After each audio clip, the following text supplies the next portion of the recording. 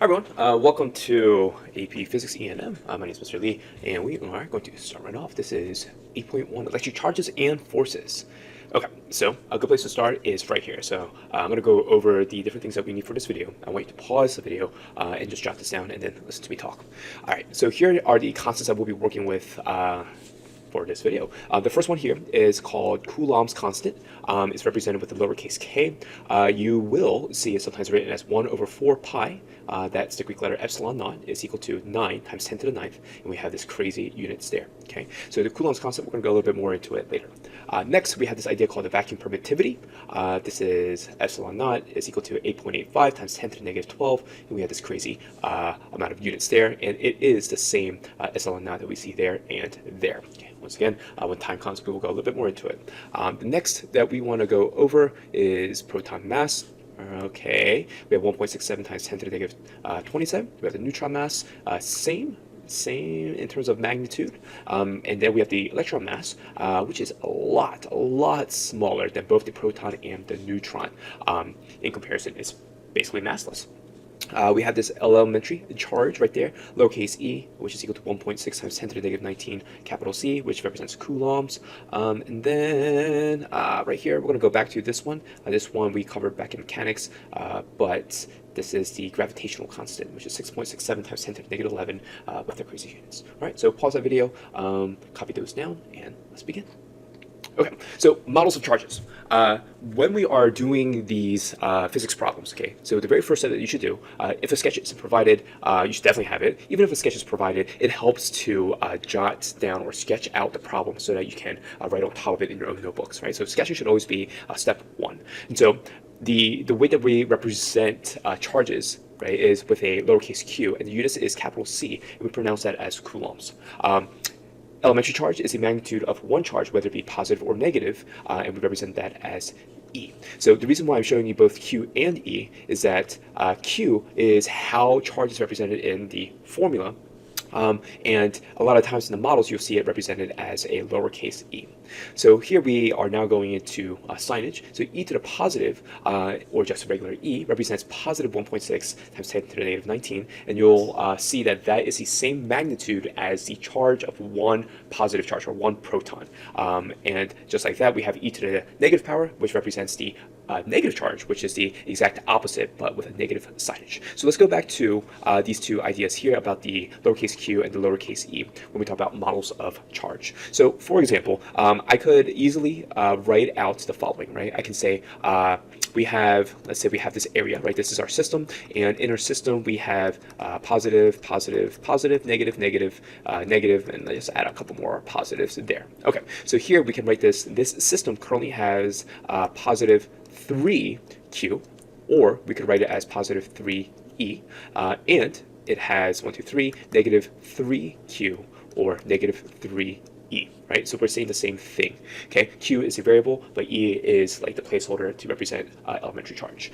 Now, instead of, like for every problem, instead of sketching it out as all of these charges, a better way to represent this would just be a circle that represents the charge. Let me draw a better circle there. A circle that represents the charge, and we can just write right in the middle 3e, positive 3e, or we could once again write it as positive 3q. Okay, so both ways are the appropriate way of doing it. Okay, so in order to go from this big model to this shorthand model, all you have to do is count the number of charges and add them up appropriately. Okay, now with that comes into this idea called charge behavior, or the fundamental law of charges. And there's three stanzas that goes into it. Okay, like charges always repel. And so I'm going to sketch that down below. So like charges always repel. So if we have a positive charge and a positive charge, they will repel. So what this means, and this is the important part, watch how I draw this, is that this charge on the left will feel a push to the left, and this charge on the right, because it's repelling, will feel a push to the right, right? So they kind of push away from each other. And the same goes for negative charges, right? Because they are like charges. They will also repel each other. Okay.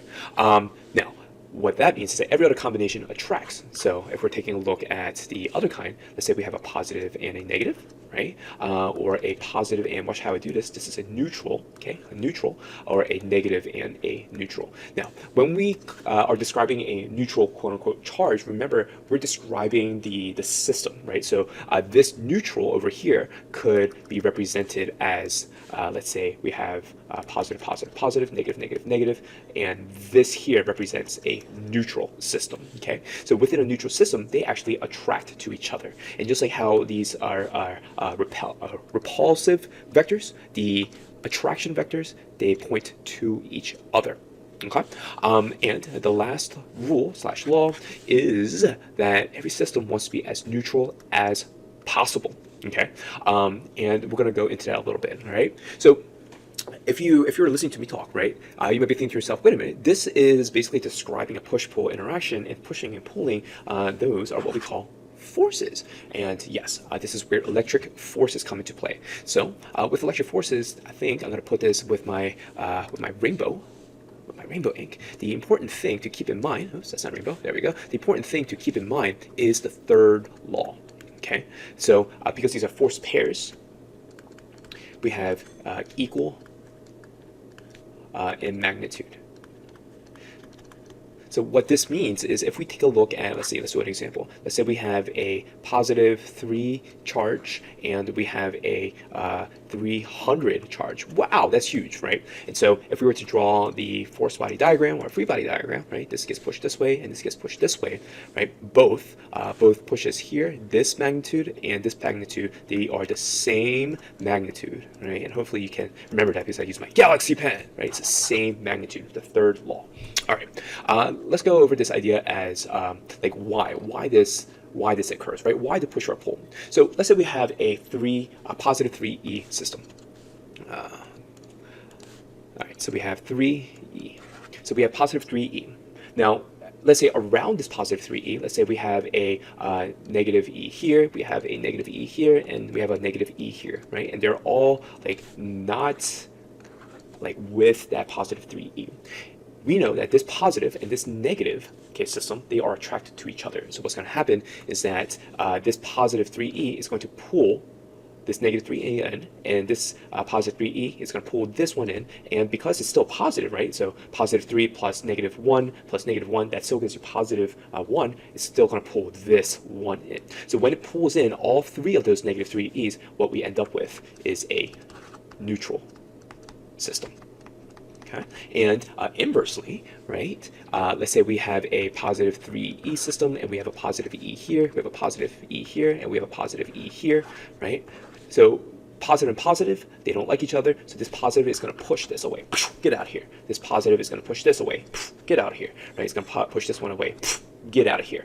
Okay. And so because of this idea that unlike charges attract, right, what that tells us about the universe is that the universe wants to be as neutral as possible. Okay. It wants to be a neutral system if possible. Okay. All right.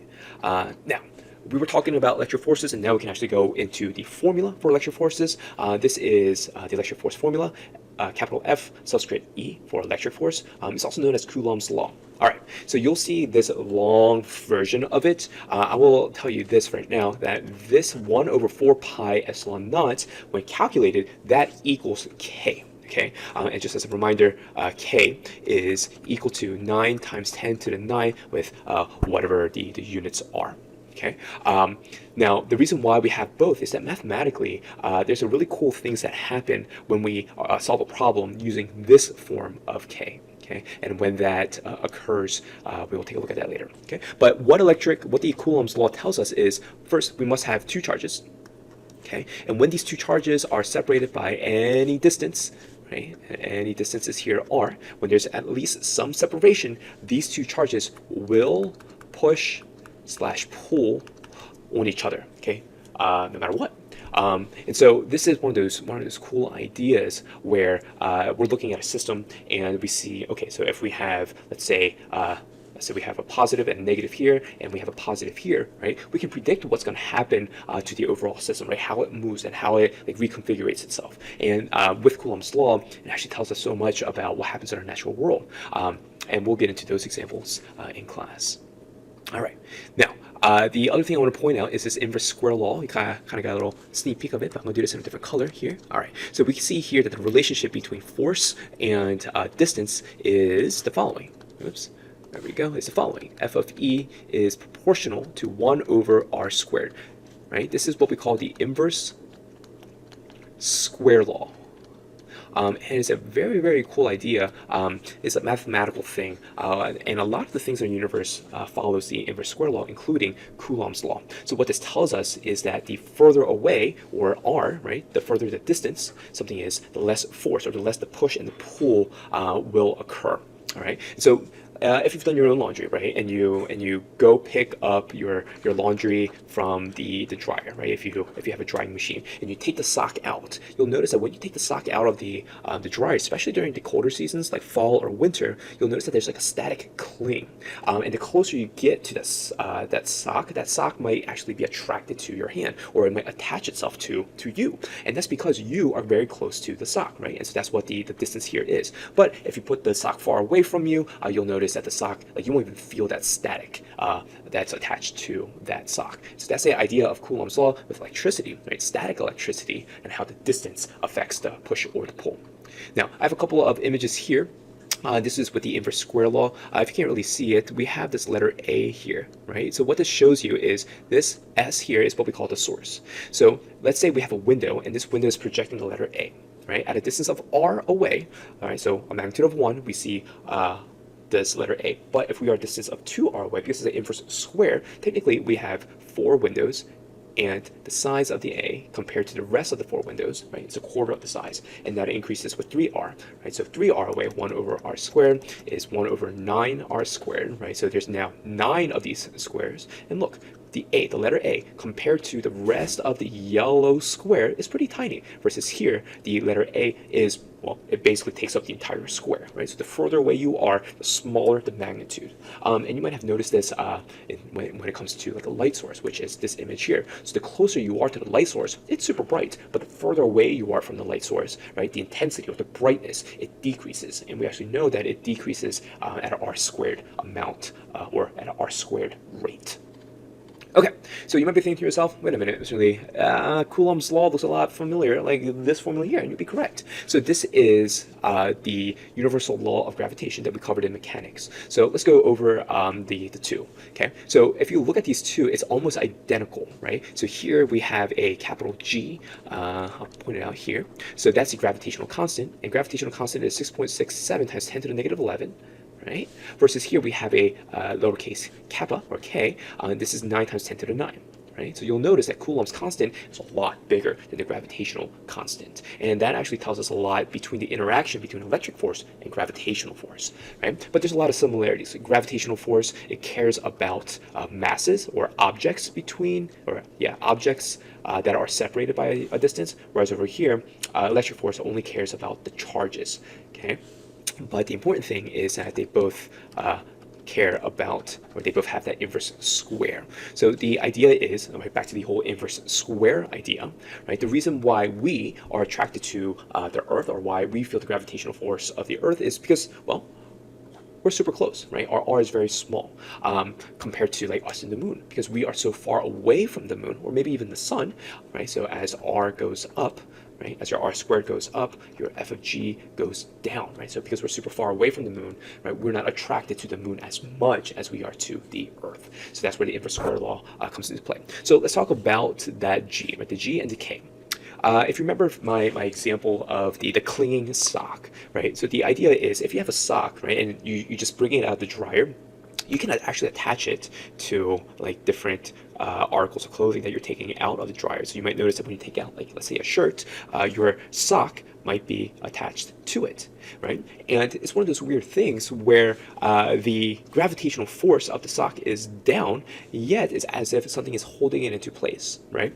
And so the idea there is that because G is so much smaller than K, right, the electric force kind of overpowers, or is greater in magnitude. So it makes this f of g look itty-bitty compared to f of e, right? Only because the charges on that sock is so close to the other object itself. All right. But with that, we do have to discuss one of the biggest things, right?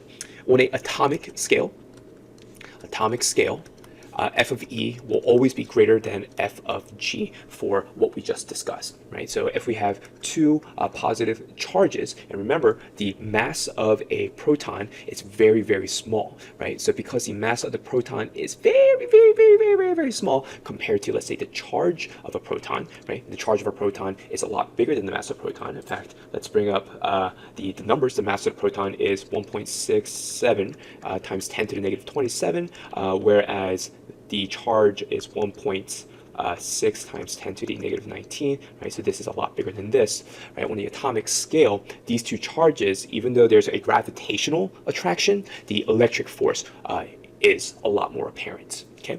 Now, let's zoom out on what we call a macro scale. On a macro scale, we don't really think about, or we don't really consider f of E, and that's because on the macro scale, almost all objects, like the universe intended, is neutral. And so because almost all objects are neutral, the f of E is essentially 0 newtons. Okay, but the gravitational force does exist between all objects. Okay, so we kind of think about the macro scale, f of G being bigger, but on the atomic scale, f of E is bigger. All right, well, that's that. See you next time. Bye-bye.